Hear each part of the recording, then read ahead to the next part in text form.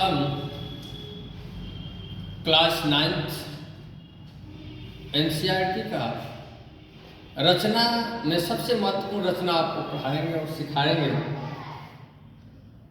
जो सबसे महत्वपूर्ण है और अक्सर ये परीक्षा में आती है। आप एनसीईआरटी की बुक में ये सभी बच्चे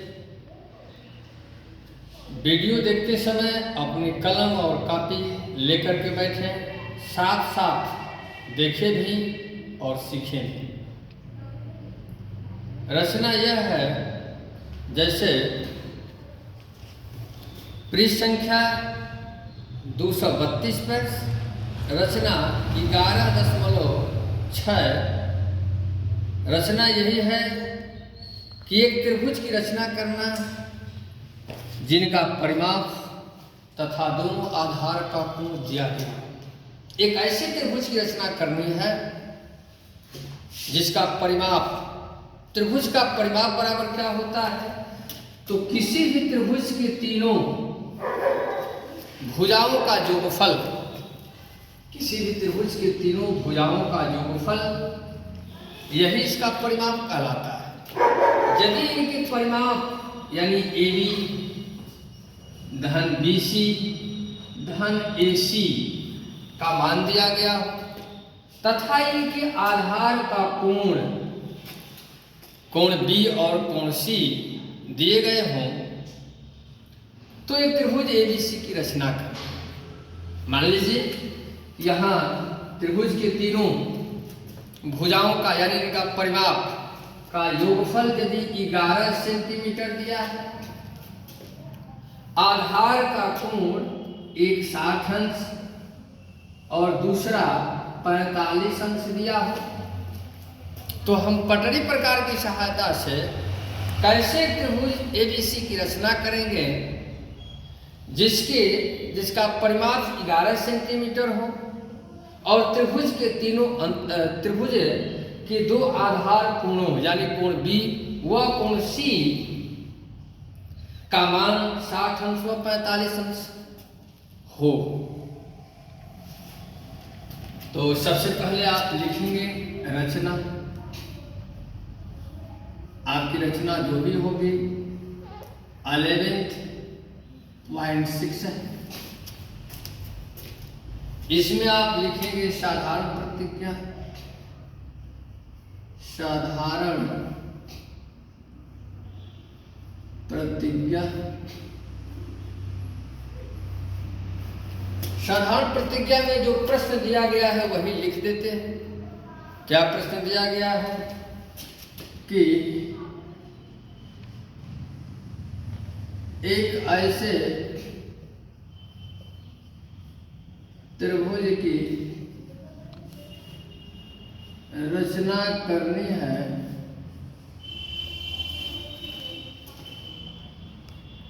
जिसके परिमाप यानी AB plus BC plus CA बराबर 11 सेंटीमीटर तथा आधार कोण क्रमशः कोण B बराबर 60 अंश तथा कोण C बराबर 45 अंश दिया गया है। आप इसको कापी कलम लेकर के लिखते जाएंगे। अब यहाँ इसकी हम रचना कैसे करेंगे यह आप ध्यान से देखेंगे। रचना में जो भी आप रचना कर रहे हैं वही आप रचना में लिखेंगे। इसके लिखने का तरीका क्या होगा अभी मैं आपको बताऊंगा। सर्वप्रथम आप एक XY, यहाँ X, सर्वप्रथम एक X और Y रेखाखंड खींचा या रेखा खींचा। यक्ष को केंद्र मानकर पटरी प्रकार की सहायता से कोण बी दिया है 60 अंश। अब यह एक्स वाई कितने लंबाई का होगा, एक रेखा पर यह एक्स वाई की माप कितनी होगी, तो पटरी की सहायता से यानी स्केल की सहायता से सेंटीमीटर का आप एक्स वाई रेखा खींचेंगे। यहाँ से यहाँ तक की लंबाई एक्स और वाई की लंबाई 11 सेंटीमीटर होगी। एक्स को केंद्र मानकर पटरी प्रकार की सहायता से कोण बी बराबर दिया है 60 अंश, तो 60 का आधा कितना होता है 30 अंश। 30 अंश का कोण बनाती हुई एक रेखा खींचेंगे। 30 अंश का कोण कैसे बनाते हैं, ये पिछली कक्षा में आपको बता दिया गया है, पिछले वीडियो में भी बता दिया गया है। एक्स को केंद्र मानकर प्रकार में कुछ दूरी लेकर चाप खींचेंगे, पुनः उसी त्रिज्या से एक दूसरा चाप खींचेंगे, इसी त्रिज्या से एक और चाप खींचेंगे। यह आपका 60 अंश का होगा, यह जो होगा 60 अंश का होगा। 60 अंश का अर्धक करेंगे इस चाप का। ये मान लीजिए कि चाप यम और यन है, यम को केंद्र मानकर प्रकार में आधे से अधिक दूरी लेकर चाप खींचा, पुनः उसी त्रिज्या से यन को केंद्र मानकर दूसरा चाप खींचा, जो एक दूसरे को पी पर काट रहा है। एक्स पी को मिलाते हुए आगे एक्स आर तक बढ़ा दिया। यह जो एंगल होगा आपका आर एक्स वाई, ये 30 अंश का होगा। पुनः y को केंद्र मानकर पटरी प्रकार की सहायता से, पुनः y को केंद्र मानकर पटरी प्रकार की सहायता से 45 का आधा 22.5 होता है, 22.5 अंश का कोण बनाएंगे। ऐसे आपने खींचा, एक चाप खींचा, पुनः इसी त्रिज्या से पुनः चाप खींचा, पुनः उसी त्रिज्या से एक और चाप खींचा। ये मान लीजिए आपका यल, यहाँ एच हो गया है, ये आपका क्यू। एच को केंद्र मानकर यानी आधे से अधिक दूरी लेकर के पुनः यानी एच और क्यू का अर्धक किया, आधे से अधिक दूरी लेकर ऐसे चाप खींचेंगे। ये सीधे आपका 90 अंश का कोण होगा, 90 अंश का। 90 का यदि अर्धक कर देंगे, यहाँ प्रकार की नोक रखेंगे, इसके आधे से अधिक दूरी लेकर चाप खींचेंगे, पुनः उसी त्रिज्या से दूसरा चाप खींचेंगे। यह आपका हो गया 45 अंश का। 45 अंश का आधा करेंगे, अर्धक करेंगे, इसका समविभाजन करेंगे। यहाँ इस चाप, यदि मान लीजिए कि ये चाप का अर्धक किया, आधे से अधिक दूरी लेकर, ये मान लीजिए कि चाप जो है या आधे से अधिक दूरी लेकर ये ऐसे चाप खींचा, पुनः उसी त्रिज्या से दूसरा चाप खींचा, इसे मिलाते हुए ये x को मिलाते हुए यश तक बढ़ा दिया। यह यश वाई एक्स 22.5 अंश का हुआ। पटरी प्रकार की सहायता से 22.5 अंश का कोण हमने बना लिया। एक्स आर तथा वाई एस दोनों एक दूसरे को ए बिंदु पर काटते हैं। तत्पश्चात ए को केंद्र मानकर एक्स और ए का समविभाजन किया। समविभाजन कैसे करते हैं, तो x को केंद्र मानेंगे, आधे से अधिक दूरी लेकर दोनों तरफ चाप खींचेंगे, पुनः उसी त्रिज्या से a को केंद्र मानकर दूसरा चाप खींचें। जो एक दूसरे को जहां ये काट रहे हैं उन्हीं को क्या कर देंगे, मिला देंगे। जो एक्स वाई रेखा को बी बिंदु पर काटता,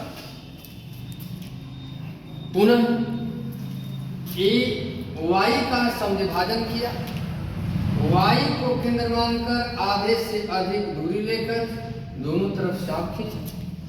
पुनः उसी त्रिज्या से ए को केंद्र मानकर दूसरा चाप खींचा। जो एक दूसरे को जहां काट रहे हैं इनको हमने मिला दिया। जो एक्स वाई रेखा को सी बिंदु पर काटता है, ए सी व ए बी को मिला दिया। यही हमारा अभिष्ट त्रिभुज ए बी सी हुआ, जिसमें इनके परिमाप A B plus B C plus C A का योगफल 11 सेंटीमीटर के बराबर होगा तथा इनके आधार का कोण ए बराबर, यदि आप चारा की सहायता से नापेंगे कोण बी बराबर, तो यह 60 अंश का होगा तथा कोण सी का मान 45 अंश का होगा। इस तरह से आप इसकी संरचना बना लेंगे। साधारण प्रतिज्ञा और संरचना के बाद आप तुरंत अगली आपकी हेडिंग होगी मुख्य प्रतिज्ञा। मुख्य प्रतिज्ञा में आप कैसे लिखते हैं? मुख्य प्रतिज्ञा में जो दिया गया है और जो रचना करना होता है उसी को आप दर्शा देंगे। क्या दिया गया है तो लिखेंगे यहां कल्पना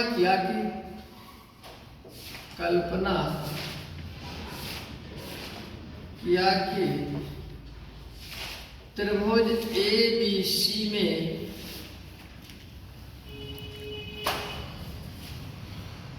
परिमाप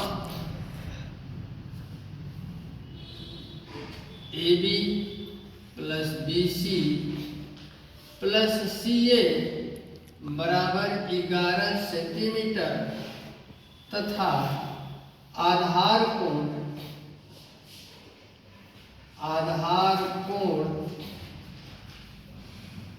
क्रमशः कोण बी बराबर 60 अंश तथा कोण सी बराबर 45 अंश दिया गया है। तो त्रिभुज ए बी सी की रचना करनी है। यही आपकी मुख्य प्रतिज्ञा होगी। मुख्य प्रतिज्ञा के बाद अगली हेडिंग आएगी आप रचना में जिस प्रकार से आपने फिगर बनाया है उसी प्रकार से पूरा रचना में लिखेंगे। मैं लिख करके दिखा दे रहा हूं, आप साथ साथ लिख लें। यदि इस तरह से आप रचना परीक्षा में लिख दिए तो कोई परीक्षक आपका एक नंबर भी नहीं काट सकता है। ऐसे लिखेंगे सर्वप्रथम जो आपने शुरू में किया है, जैसे रचना आपने किया है, सर्वप्रथम एक्स वाई एक 11 सेंटीमीटर की रेखाखंड खींचा। इसको रेखाखंड मान लीजिए, आप रेखा ना दिखाइए, रेखाखंड 11 सेंटीमीटर की एक रेखाखंड खींचा।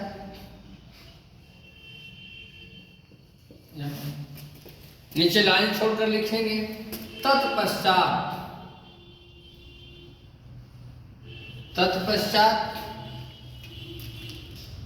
बिंदु x पर पटरी प्रकार की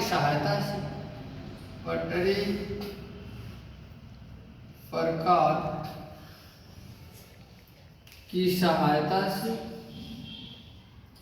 सहायता से 30 अंश का कोण बनाती हुई XR रेखा खींचा, XR रेखा खींचा। पुनः इसी प्रकार y को केंद्र मानकर पटड़ी प्रकार की सहायता से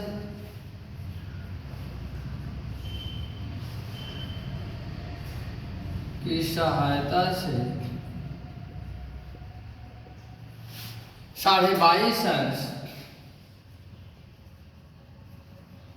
का कोण बनाती हुई YS रेखा खींचा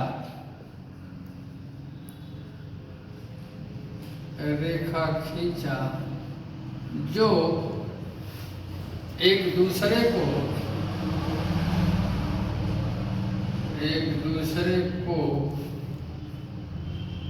बिंदु A पर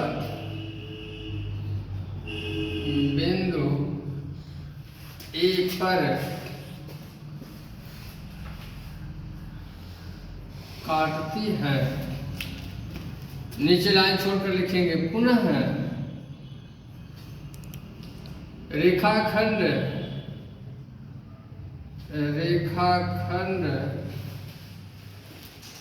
XA तथा YA का समद्विभाजन किया, जो XY रेखा को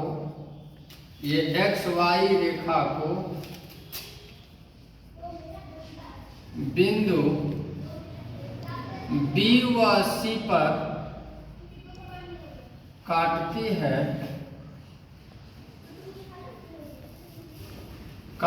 है।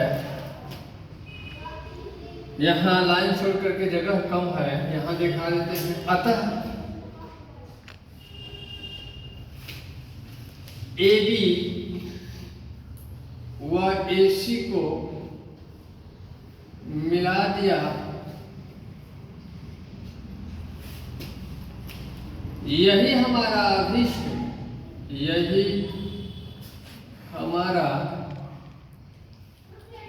अभिष्ट त्रिभुज ABC हुआ, जिसका परिमाप 11 सेंटीमीटर तथा आधार कोण